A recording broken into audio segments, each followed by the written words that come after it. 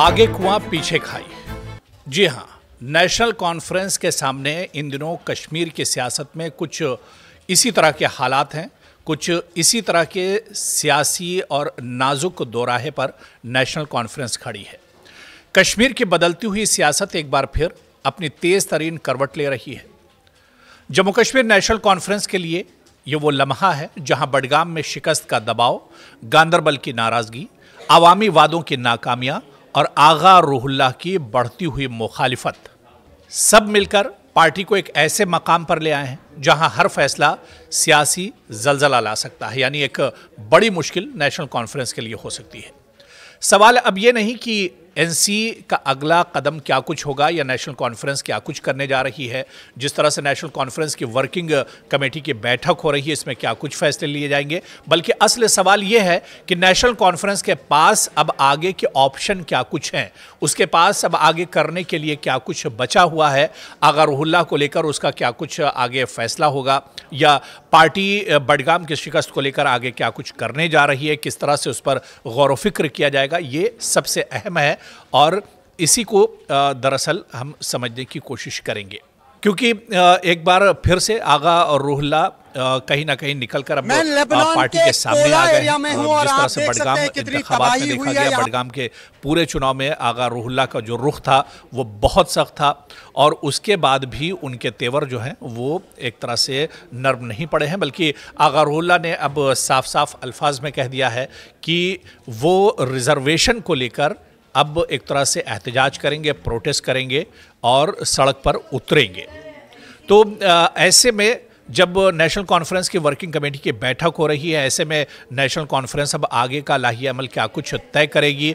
और जिस तरह से बड़ी खबरें निकल कर ये आ रही हैं कि आगा रूहुल्लाह को लेकर भी इस बैठक में कोई बड़ा फैसला हो सकता है, तो ये देखना भी बहुत अहम होगा कि क्या इस बड़ी बैठक में, क्योंकि आप देखिए इस बैठक में आगा रूहुल्लाह को नहीं दावत दी गई है, उन्हें बुलाया नहीं गया है। खुद आगा रूहुल्लाह ने कहा कि मुझे तो खबरों से मालूम हुआ कि नेशनल कॉन्फ्रेंस की वर्किंग कमेटी की बैठक हो रही है, मुझे तो इस दावत में इनवाइट भी नहीं किया गया। हालांकि बीजेपी ने भी इस पर चुटकी ली और बीजेपी ने कहा कि नेशनल कॉन्फ्रेंस के अंदर सिर्फ एक आगा रूहुल्लाह नहीं बल्कि यहाँ पर बहुत से आगा रूहुल्लाह है, यानी पार्टी के अंदर एक तरह से कशमकश है और पार्टी के अंदर इन दिनों सब कुछ ठीक ठाक नहीं चल रहा है।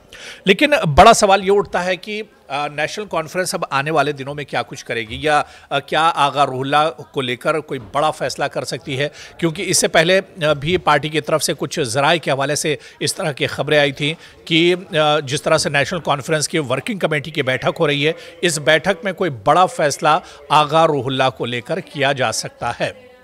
लेकिन क्या पार्टी इस पोजीशन में है, क्योंकि आगा रूहुल्लाह जिस तरह से हम पहले भी आपको बताते रहे कि छोटा मोटा नाम नहीं है, बल्कि वो आवाम के नज़दीक सिर्फ एक सियासी लीडर नहीं है बल्कि एक मजहबी पेशवा भी हैं, मजहबी रहनुमा भी हैं। तो ऐसे में सिर्फ बडगाम नहीं बल्कि इसके आसपास के इलाकों में भी उनकी बहुत अच्छी पकड़ है। और दूसरी तरफ आप देखिए कि जम्मू कश्मीर की सियासत में अब आगा रूहुल्लाह का कद दिन ब दिन बढ़ता जा रहा है। तो क्या नेशनल कॉन्फ्रेंस यहाँ पर कोई बड़ा कदम आगा रूहुल्लाह के खिलाफ उठाएगी, या फिर अब यहाँ पर नेशनल कॉन्फ्रेंस कोई दूसरा ऑप्शन ढूंढने की कोशिश करेगी। क्योंकि आगा रूहुल्लाह के जो तेवर है वो एक तरह से नर्म नहीं पड़ रहे हैं। आगा रूहुल्लाह अपने डिमांड पर और अपनी बातों पर, अपनी मांगों पर लगातार डटे हुए हैं, और उनका मौक़िफ़ सिर्फ यही है कि वो अपने लिए नहीं बल्कि आवाम के लिए जद्दोजहद कर रहे हैं। आवाम के लिए वो सड़कों पर उतरेंगे, आवाम के लिए वो एहतजाज करेंगे, तलबा के लिए रिजर्वेशन का मुद्दा उठाएंगे।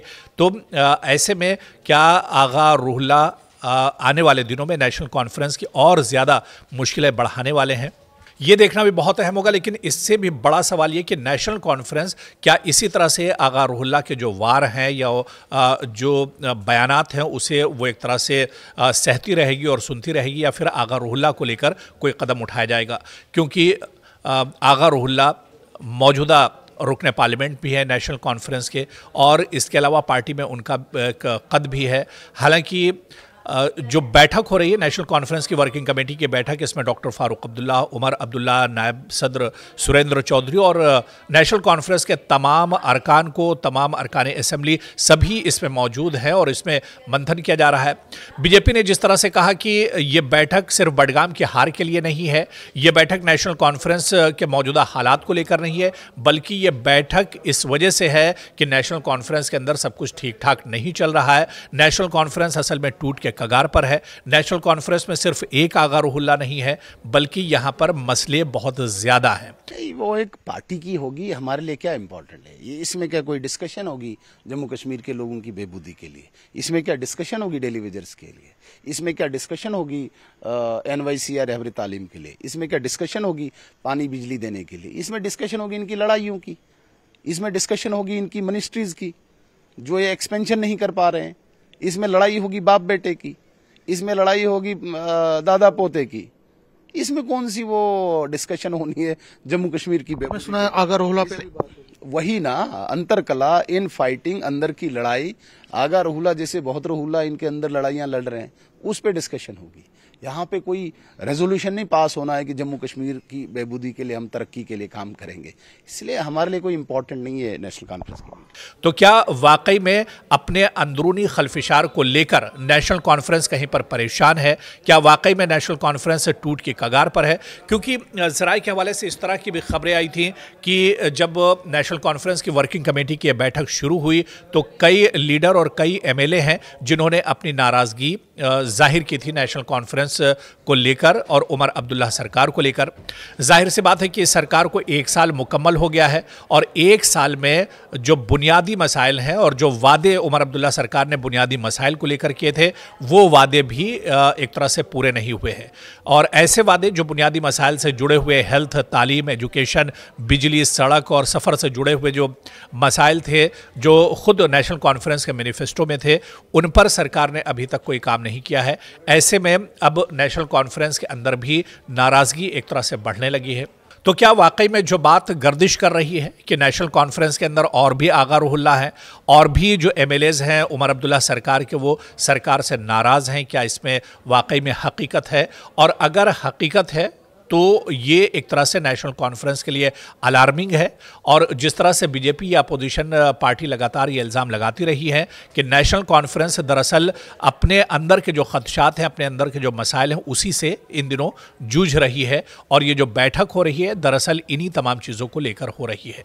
तो क्या आने वाले दिनों में नेशनल कॉन्फ्रेंस जो पार्टी के अंदर खलफिशार चल रही है, पार्टी के अंदर जो जोड़ तोड़ की सियासत चल रही है, क्या इस पर काबू पा पाएगी? ये देखना भी बहुत अहम होगा। या फिर डॉक्टर फारूक अब्दुल्ला, क्योंकि बहुत सीनियर लीडर हैं, बड़ा तजुर्बा उनके पास है, क्या उनका तजुर्बा इस वक्त पार्टी के काम आएगा? उमर अब्दुल्ला की जो क़यादत है क्या वो एक तरह से इस बहरान से पार्टी को बाहर निकाल सकती है? या इसके अलावा क्या नेशनल कॉन्फ्रेंस एक बार फिर से एकजुट होगी, एक बार फिर से मुत्तहिद होगी? और जो बड़ा इल्ज़ाम अपोजिशन की तरफ से लगता रहा है कि पिछले 1 साल में इस सरकार ने गरीबों के लिए, पिछड़ों के लिए और जो वादे किए थे उस पर काम नहीं किया है। तो क्या इस बैठक के बाद ये मानकर चला जाए कि ये बैठक नेशनल कॉन्फ्रेंस के लिए गेम चेंजर साबित होगी और इस बैठक के बाद नेशनल कॉन्फ्रेंस कहीं ना कहीं अपने आप को इकट्ठा करने की, अपने आप को मजबूत करने की कोशिश करेगी और जो आवाज़ें नेशनल कॉन्फ्रेंस के खिलाफ उठ रही हैं उनके खिलाफ कोई बड़ा फैसला इस बैठक में लिया जा सकता है। हालांकि इस बैठक को 1 दिन मुकम्मल हो गया है और अभी तक कोई ऐसा बड़ा फैसला या ऐसी कोई बड़ी खबर इस बैठक से नहीं आई है, लेकिन आने वाले वक्त में क्या कोई इस तरह का ऐलान पार्टी की तरफ से होता है और पार्टी में जो बगावती सुर हैं क्या उनको दबाने की अब कोशिश की जाएगी, ये देखना बहुत अहम होगा।